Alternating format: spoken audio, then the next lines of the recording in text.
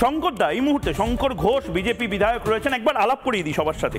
শঙ্কর ঘোষ এই মুহূর্তে রয়েছেন অভ্র সেন, এবং দুজনেই একদিকে রয়েছেন, এবং তারপরে আমি অপর দিকে যারা রয়েছেন তাদের সাথে আলাপ করব। কিন্তু একবার আমি আপনাদের পারমিশন নিয়েই বলছি, একবার শঙ্কর ঘোষ, আপনারা চিৎকার চেঁচামেচি হই হট্টগোল বিধানসভায় করেন অনুপ্রবেশ নিয়ে, মমতা বন্দ্যোপাধ্যায় মানতে চান না। কর্ণাটক সরকার এই রিপাবলিকের স্টিং, যে স্টিংটা নিয়ে প্রথম প্রতিক্রিয়া আপনার নেব, এবং দ্বিতীয় প্রতিক্রিয়া হচ্ছে কর্ণাটক সরকার বলল যে না, এটা বাস্তব এবং এইটা নিয়ে আমরা ব্যবস্থা নেব। পার্থক্য। ধন্যবাদ ময়ূক।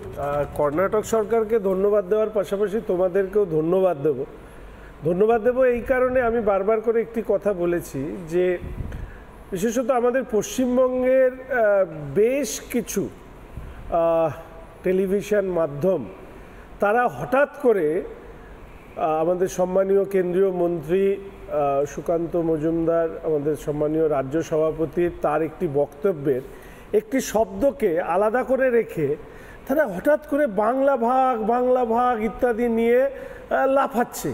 কেন লাফাচ্ছে ব্যাগের মতন আমি তো বুঝতে পারলাম না। যাই হোক, ওই প্রসঙ্গে না গিয়ে আমি যে প্রসঙ্গটা বারবার করে তোলার চেষ্টা করেছি, বারবার করে বলেছি, আবার বলছি, আমি এমনভাবে এমন পরিবেশে বড় হয়েছি যেখানে জন্মসূত্রে বাই বার্থ আমি হিন্দু হলেও প্রত্যেকটি ধর্মকে সম্মান করি। মন্দির, মসজিদ, গির্জা, গুরুদুয়ারা দেখলে প্রণাম করি অভ্যাসবশত। সেখানে দাঁড়িয়ে আমার খুব কাছের, আমি যেখানে থাকি তার খুব কাছে চোপড়া আর ইসলামপুর, আমি অবাক হয়ে যাই। দেশে আছি না অন্য কোনো প্রতিবেশী রাষ্ট্রে আছি, আমাদের যদি উত্তর দিনাজপুর ধরি, মালদা ধরি, মুর্শিদাবাদ ধরি, আমাদের হাওড়া, 2 24 পরগনা, কলকাতা, এই যে অনুপ্রবেশজনিত কারণে যে জনবিন্যাসগত পরিবর্তন, এবং জনবিন্যাসগত পরিবর্তন কি হচ্ছে 100-র উপরে, আমি বলবো 1000%। আমি যদি আজকে স্ট্রেট অ্যাওয়ে বলি যে শঙ্কর ঘোষ আপনি মিথ্যা কথা বলছেন, যদি মিথ্যা না বলেন আপনার কাছে প্রমাণ আছে, আপনার চারপাশে শিলিগুড়ি হোক, যে চোপড়ার কথা বলছেন, যে যারা এইসব বলে না তাদেরকে দয়া করে এই সমস্ত জায়গায় গিয়ে একটু কিছুদিন রেখে দিয়ে আসুন, তাহলেই টের পেয়ে যাবে। আপনি রাজারহাট নিউ টাউনের পর থেকে একটু গিয়ে শুনুন সেখানকার মানুষের কথা।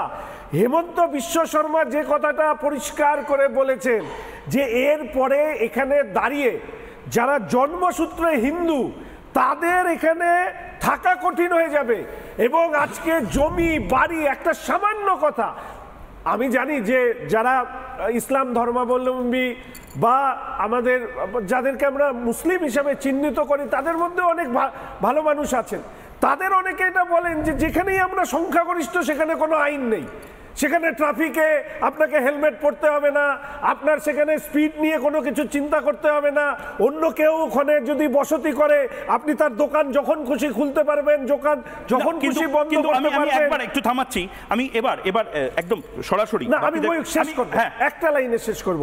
ময়ূক, সাম্প্রতিক অতীতে কতগুলো শব্দ আমাদের এখানে এসছে।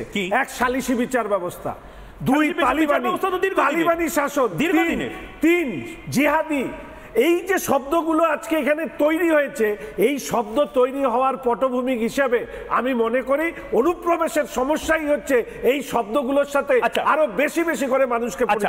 আমি যারা আছেন এই মুহূর্তে তাদের কাছে প্রত্যেকের কাছে প্রতিক্রিয়া নেব। আজকে ওপেন ডিবেট, কিন্তু তার আগেও আজকে যারা স্টিং মিস করেছেন, এখন বাজে 8:16, যারা ইতিমধ্যে রিপাবলিক বাংলা নেটওয়ার্কের যে হারহিম করা স্টিং অপারেশন মিস করেছেন, তাদের জন্য বলছি আপনারা দয়া করে সেই স্টিং অপারেশনগুলো এর পরে যখন আমরা সম্প্রচার করবো জবাব চাই বাংলা দেখবেন। কিন্তু এই মুহূর্তে আরেকটি স্টিং অপারেশন ক্লিপ, যে ক্লিপে বলা হচ্ছে সরাসরি বাংলাদেশিরা অ্যাডমিট করছে যে হ্যাঁ আমি কাঁটাতার পেরিয়ে এসেছি, টাকা দিয়ে এসেছি, আমার কাছে ভিসা পাসপোর্ট ছেড়েই দিন, আমার কাছে কোনো নিজের আইডেন্টিটি কার্ড ছিল না, এখানে বানিয়ে দিচ্ছে। যারা এই মুহূর্তে রয়েছেন, শঙ্কর ঘোষ ছিলেন, কারণ কি শঙ্কর ঘোষকে প্রথমে নিলাম, আজ শঙ্কর ঘোষ এবং অন্যান্য বিধায়করা বাংলাদেশ হাইকমিশনে গিয়ে একটা নথি জমা দিয়েছেন।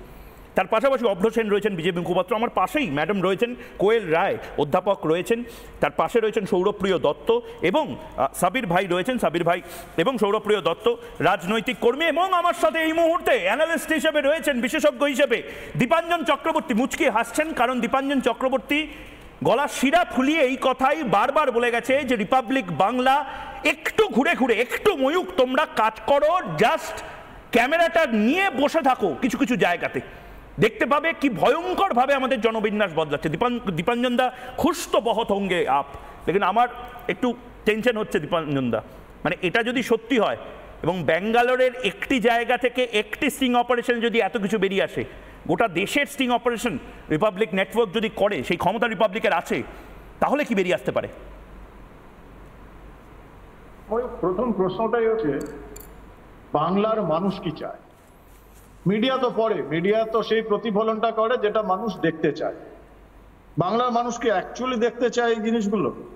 আমরা যে আজকে দেখে না, গত 5, 7, 10, 15 বছর ধরে বলে আসছি, এই অনুপ্রবেশটা কিন্তু এমন নয় যে গত শুক্রবার বা তার আগের বৃহস্পতিবার শুরু হয়েছে। কিন্তু 14-15 বছর ধরে আগের যে শাসন ক্ষমতা ছিল বাম জমানা সখনো হয়েছে। একটু কলকাতার বাইরে গিয়ে উত্তর 24 পরগনা, দক্ষিণ 24 পরগনা, নদিয়া, ছোট মোটো যে শহরগুলো, মফস্বল শহরগুলো, তার আশপাশটা যদি দেখবে, জবরদখল করে যে কলোনিগুলো তৈরি হয়েছিল সেগুলো তো বাম আমলে শুরু হয়েছিল। আমি যে শহরের বাসিন্দা, যেখানে জন্ম, তার আশপাশে যতগুলো জবরদখল, সমস্ত সরকারি জমি জবরদখল করে যে কলোনিগুলো হয়েছে, সেটা একসময় হয়েছে, তখন শাসক দল চোখ বন্ধ করেছিল। এবার সেই জবরদখলগুলো কিন্তু আবার জবরদখল হয়ে যাচ্ছে। এবার যারা জবরদখল করছে তারা ওপার থেকে আসছে।